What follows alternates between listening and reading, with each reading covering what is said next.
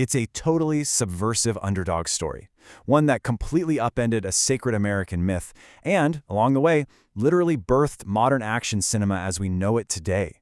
Welcome to The Explainer. Today we are diving deep into the spaghetti western.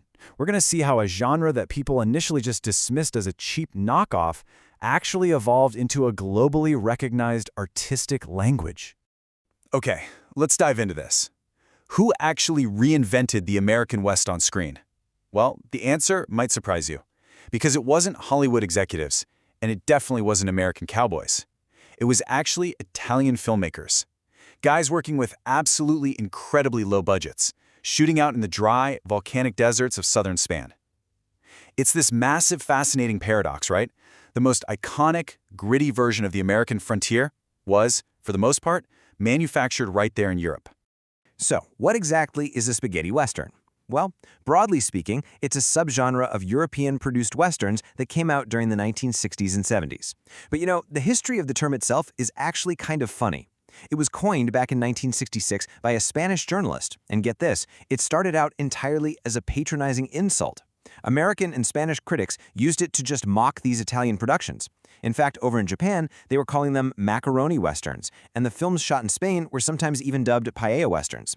But as you'll see, what started out as this big mockery completely transformed into a revered badge of cinematic honor. Now, to really understand how this all happened, we have to look at the environment these films were born into. After the absolute devastation of World War II, Italy was facing some severe economic constraints. But they did have something going for them: the massive Cinecittà studios right there in Rome, which interestingly enough was originally built under Mussolini's regime. So filmmakers started utilizing the space, and they paired it with the striking, totally arid landscapes of the Tabernas Desert down in Almeria, Spain. It turns out that desert perfectly doubled for the American Southwest or northern Mexico. It was pure economic necessity that literally drove these filmmakers to create these cheap imitations of Hollywood right in their own backyards. And hey, when I say they created them, I mean they churned them out in staggering volume. 600. That is over 600 European westerns made in less than 2 decades, between 1960 and 1978. That's a huge number. Italy absolutely dominated this market, producing nearly 500 of those all by themselves. It was this highly commercial, really low-budget production environment where, honestly, the easiest way to find success was just to rapidly imitate a proven formula. And this brilliantly illustrates just how massive a departure the Italian formula was from what audiences were used to back then. In the classic Hollywood Western, think John Wayne, you always had this very clear battle between good and evil. You had these clean-cut heroes with upright moral motivations and all those big themes of manifest destiny. But then, the spaghetti western comes along and brings us these morally ambiguous antiheroes. We're talking bounty hunters who are driven by money instead of justice. It was all about this gritty realism, violence, and just pure survival over any sort of high morals. The lines between who is the hero and who is the villain totally blurred. So if we map out the timeline of this genre, you can really see its rapid evolution. We start in 1964. That's when Sergio Leone releases A Fistful of Dollars, and that was the massive breakthrough that really defined the genre's distinct style. Just 2 years later, by 1966, the genre hits its absolute peak. We're getting masterpieces like Sergio Corbucci's Django and Leone's absolute epic, The Good, the Bad, and the Ugly. But man, the market moved fast. By 1970, we see a major shift over to comedy, with Enzo Barboni's They Call Me Trinity, and that marked a totally new, much more lighthearted phase for the whole genre. Now, the impact of these films simply cannot be overstated, which brings us to this really powerful quote from director Quentin Tarantino. He calls the release of A Fistful of Dollars the literal birth of modern genre action cinema. Why? Because it was one of the very first times a movie was intrinsically cut and paced to its music. It's a real game changer. And what's totally amazing here is that Leone's prototype was actually an unlicensed, scene-for-scene remake of Akira Kurosawa's samurai film Yojimbo. By taking that samurai story and translating it to the American West, Leone fundamentally shifted how action films were edited and experienced all over the globe. Let's break down exactly what that experience actually looked and sounded like. Because the genre is just instantly recognizable, right? You got this operatic, explosive violence that completely pushed past the strict Hollywood censorship codes they had at the time. We see these extreme, tension-building close-ups of squinting, sunburned faces filling the screen. And we absolutely have to talk about those unforgettable, haunting scores by Ennio Morricone. The cracking whips, the howling coyotes, it's iconic. Plus, there's the brilliant use of musical pocket watches to dictate the exact timing of a duel, all wrapped up in this overarching sense of sweaty, dirty realism. So the crucial point is how all of these stylistic choices actually work together to deliberately dismantle the American myth. You see, instead of romanticizing the Old West as this pristine playground of noble adventure and boundless opportunity, these European directors totally demythologized it. They zoomed way in on the poverty, the deep political corruption, and the extreme, often totally senseless violence of the frontier. Essentially, they took the pristine American legend and just dragged it right through the mud. And in doing so, the genre actually became a really powerful vessel for deep social commentary. Our sources show how Italian directors used this American framework to neutrally critique their own domestic and Cold War politics.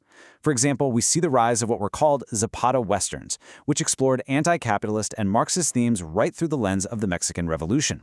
We also see strong anti-clericalism in these films, often depicting churches and priests as corrupt, land-grabbing entities. And we even see subverted masculinity. Films like 1968's The Ruthless Four actually introduced clear queer subtext into a genre that had traditionally been defined by this rugged, solitary machismo. Now, what's really interesting about this slide is seeing where this intense commercial demand led. It created some incredibly bizarre genre crossovers. Producers were just desperate to cash in on literally whatever was trending at the time. So, when Asian martial arts films got super popular in Europe, boom, they made kung fu westerns like My Name is Shanghai Joe. When audiences suddenly wanted avant-garde thrills, they made gothic, surreal horror westerns like Django Kill, If You Live, Shoot. They even went so far as making pop musicals like Rita of the West just to act as star vehicles for famous Italian singers. It was this wild, anything-goes creative frontier. But as we know, all booms eventually burn out. The massive, record-breaking success of that comedy western They Call Me Trinity in 1970, well, it turned out to be a bit of a double-edged sword. It ended up spawning dozens of cheap, highly repetitive, family-friendly parodies that just flooded the market. And this comedic sanitization essentially stripped the genre of all that gritty realism, the incredible visual style, and the subversive political edge that made it so special in the first place. So, crumbling under the weight of all these cheap imitations, the genre largely collapsed by the late 1970s. Let's move to and see how this builds, because the genre's legacy goes so much deeper than that burnout. Take this really profound quote from Clint Eastwood's character Blondie as he's gazing out over a massive battlefield in The Good, the Bad, and the Ugly.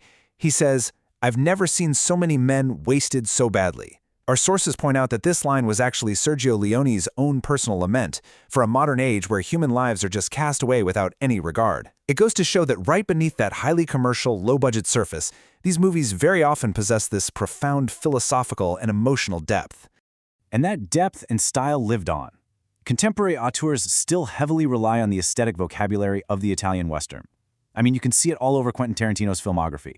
Think about Kill Bill, Inglourious Basterds, Django Unchained, The Hateful Eight. They all directly incorporate that operatic violence, those Morricone-style musical tracks, and the morally ambiguous anti-heroes that were pioneered back in Rome and Spain. He even explicitly honors the era's fading actors in Italian productions in his movie Once Upon a Time in Hollywood. Which brings us to a moment of just ultimate poetic justice. Fast forward to 2016, the legendary composer Ennio Morricone, the very man who gave the spaghetti western its soul with those howling coyotes and cracking whips, actually won the Academy Award for Best Original Score for his work on Tarantino's The Hateful Eight. Now remember, the Academy had famously ignored The Good, the Bad, and the Ugly entirely back in the 1960s. No nominations, nothing. So for Morricone to return to the Western genre decades later and finally win an Oscar, that completely cemented the spaghetti western's artistic legitimacy at the absolute highest level. It really is an incredible journey, isn't it? Going from a mocked, low-budget imitation to a foundational pillar of global cinema. The spaghetti western traversed cultures, crossed boundaries, and permanently altered how we tell stories on screen. So as we wrap up this explainer, I want to leave you with one final thought to ponder. If a genre that was once dismissed as just a cheap, meatball knockoff could so profoundly influence modern art, what other marginalized, low-budget, or mocked art forms today might be secretly shaping the cultural legacy of our future? Keep your eyes and your ears wide open.